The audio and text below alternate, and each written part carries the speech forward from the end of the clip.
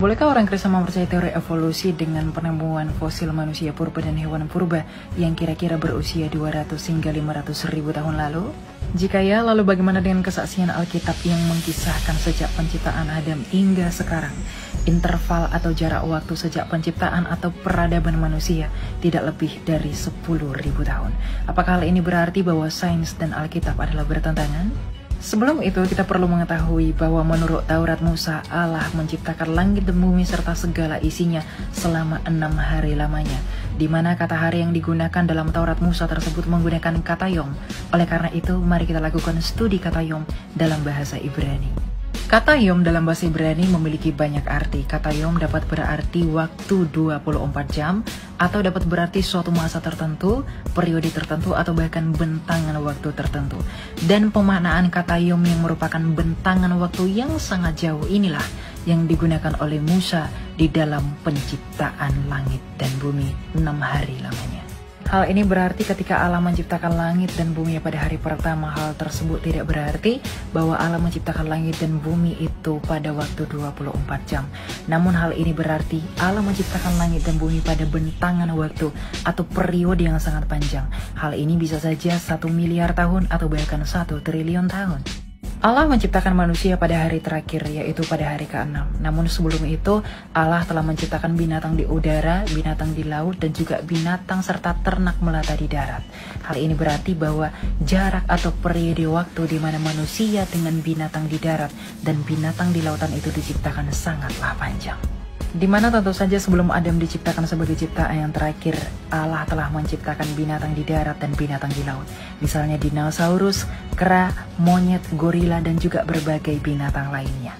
Dan perlu kita ingat, jarak antara penciptaan hewan-hewan tersebut dengan jarak penciptaan manusia begitu panjang dan merupakan suatu periode yang sangat jauh berdasarkan studi kata Ibrani yom. Jadi adalah tentu bahwa Allah telah menciptakan binatang-binatang purba dan juga hewan purba yang memiliki kemiripan anatomi dengan manusia. Maka tak heran apabila kita menemukan hewan-hewan purba dan juga fosilnya yang mungkin berusia 200.000 hingga 500.000 tahun lalu atau bahkan hingga miliaran tahun.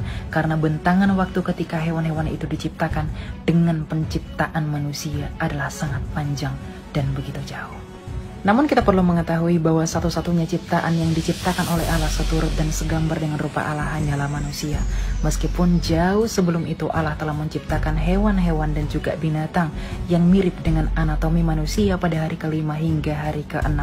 Namun hewan-hewan tersebut tidak memiliki roh yang diberikan pada Adam.